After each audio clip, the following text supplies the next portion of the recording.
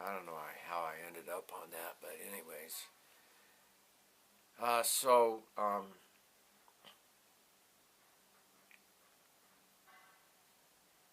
You have to find friends you can trust or whatever. If you have a drug and alcohol problem, you have to address that first. Uh, Regarding sexual abuse, if there's drugs and alcohol involved, you need to deal with that. If you're beating your wife or you have anger management problems and all that stuff, you need to deal with all that first, before you can tap into your sexual abuse. You have to see the alcohol and the drugs, or even just regular abuse, like you were beaten or whatever your trip is as far as abuse goes. You have to be off the alcohol and drugs in order to deal with the deeper issues. And you have to be off of the alcohol and the drugs for a while. So you almost have to have like a God or whatever you want to believe in or whatever. You have some really good solid friends that you can tell everything. You need to have a good support group to coast you through, so you can get enough time sober and off the drugs to start addressing the issues, because those are deeper issues, and your body has to heal enough and you have to detoxify enough that you can actually tap into the stuff that's causing you to drink and drug or whatever, aside from the actual chemicals themselves doing it or genetic disposition. You need to stay off of the drugs and alcohol, I would say, for probably a minimum of a year. I mean, you can work the steps, have a sponsor, whatever you're into. I'd go to tons of meetings, all that. I'd recommend all that. But, and maybe occasional Al-Anon or ACOA, but I would wait a minimum of a year before you start tapping into the sexual abuse and all the other stuff and the Al-Anon and all that. I don't know, maybe the Al-Anon, that's kind of on the same page, but you need to get your body free of all the chemicals and all the stuff that's in it, because that's what I did. I mean, that's what it was done to me to begin with, but then I continued of my own volition after that, and then I did to keep burying the feelings and the nasty stuff that was coming up and to survive and function at work and all that. But eventually I got off it long enough that I didn't have to do alcohol and drugs to bury my messed up childhood. But to deal with it, you gotta just get the chemicals and stuff out of your body and get in a safe environment. And you need to first you got to admit that you have a problem, and then you got to deal with it. If you want to survive, if you want to live, if you want to get out of it. And not everybody does. Maybe 1 in 40. I mean, in my particular case, someone that has been giving drugs and molested since they were 3 years old till like 7, the odds of them ever staying sober, I'll never be normal.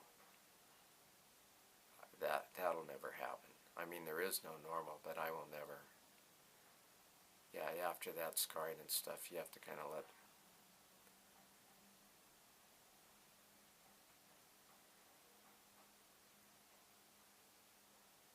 let all that go. But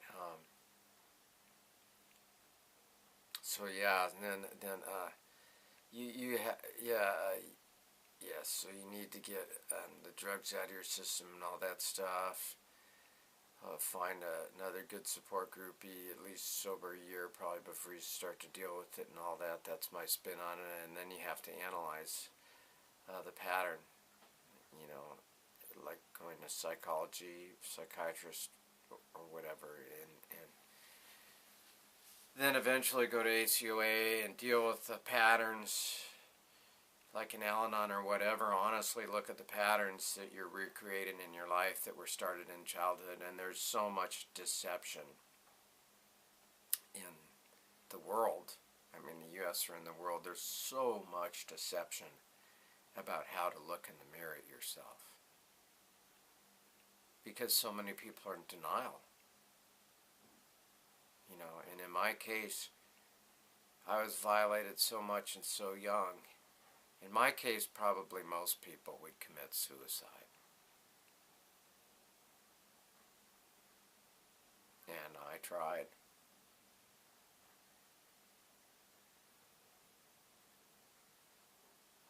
I tried to commit suicide 3 times, or 4, or 5, or maybe 1,000, depending on how you look at it. I think my first overdose, I was 8 years old, where I was admitted to the hospital. Went over to my friend's house, his father's house. Friend I trusted. I wanted to die somewhere nice, and I just went upstairs and I just took a bunch of sleeping pills and went to sleep.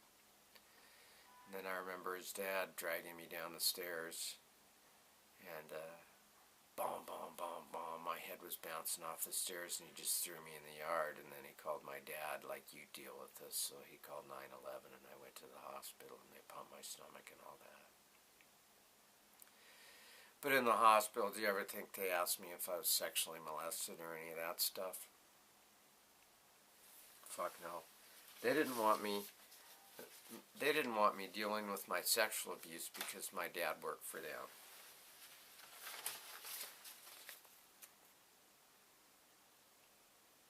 You can freeze frame that and read it. So he worked for them. They didn't want me. Yeah, so that was the first suicide attempt, and they never got me to look in the mirror or whatever, you know, and you know, so I was suicidal, young, and then I used to like to get so loaded that I was on the verge of death. I was almost like a thrill seeker in that way, like a person that skydives or jumps off the side of a mountain. I guess I did it with drugs and alcohol, so that was real suicidal behavior. But most people that have been violated the way I have, I'm not trying to brag, it's just good genetics or luck or something. I was adopted, so genetically I was different than the thing that was molesting me or raping me, but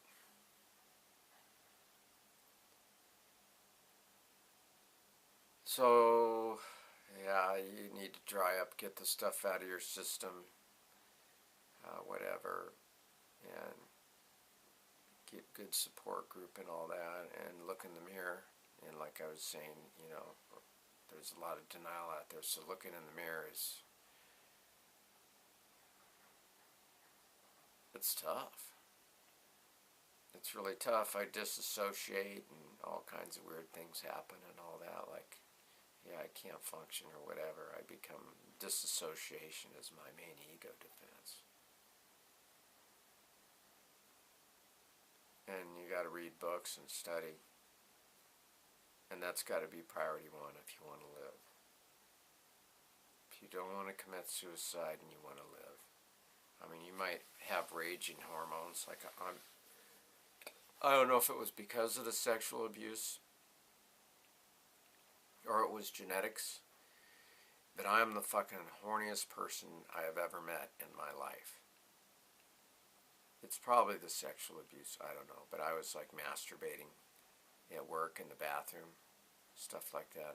I one time I was kind of curious. I took a, you know, like a profile of a, you know, to see if I was a sex addict, I guess. Where you take the profile thing, and I think I was like definite sex addict, but the lower end level of it, you know. Like I didn't wait outside people's houses to look in their windows, voyeur type of thing or anything like that. I never tried to stare at girls' dresses or anything like that. I never had sex with married women, so that's another thing I didn't do. That was just out of my own moral volition. I had opportunities, but I was definitely the horniest person I ever met. I mean, I knew that the safest way for me to deal with it was my the thing that raised me had a porno around the house on purpose to try to make me straighter. I don't know why, but it was straight porno. He was like molesting little kids, but the porn he had around the house was like Playboy. Actually, maybe that was a cover. So if people came over, they would think, yeah, it was probably a cover. But I started looking at Playboy magazine, and then I got into porn and all that. And I mean, in my own case, I think porn is good because I was such a horn dog that I would have got a bunch of people pregnant, and I would have had a bunch of, maybe I did get a bunch of people pregnant, but I would have had a bunch of relationships with women that weren't genuine, and it wouldn't be fair to them. And then also, I was such a horn dog that if I didn't like constantly release, I wouldn't be able to function at work, and I wouldn't be able to sleep. I mean, some people look at it as like, so I know it's hormonal, genetics, a lot of it, but some people look at, to me it was a curse rather than a blessing, because I was so frickin' horny all the time that's all I could think about was boning some chick 24/7. I could barely concentrate on anything. That's probably from the sexual abuse. I was just directing it in a different direction. But so it's tough to do, but you might need to keep your recovery or dealing with yourself priority one, even over sex. It's got to be like a goal, like an Olympic runner. They train for months or years, or ice skate or whatever to become good at what they're doing. If you want to be good at healing yourself, it's got to be your first priority. And you got to do it. And you got to work hard at it, and nobody's going to do it for you. So, and you got to stay on top of it. Once you get in and you get your foot in on it, and you get healing yourself, and you touch base and all that stuff, you got to stay on top of it the rest of your life.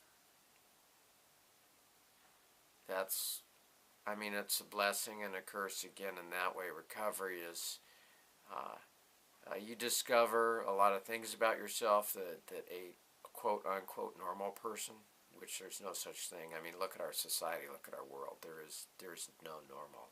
There's just different degrees of dysfunction, but at least recovery gives you a chance to look in the mirror, which a lot of people never get. So I'm grateful for that. I'm not grateful for all the horrible things that happened to me, but I'm grateful that I got an opportunity to look in the mirror, which a lot of people don't. So if I forget, I don't want to think about everything 24/7. It'd drive me nuts. But if I forget and I don't do like maintenance on it, it'll take me over again, like karma, like the world's karma. So you don't have to do anything, but if you want to live, you need to constantly stay working on your recovery and yourself if you want to live. You're not like me, but if you're like me, you just have to come to terms with what you have. But that's why I guess I don't have much.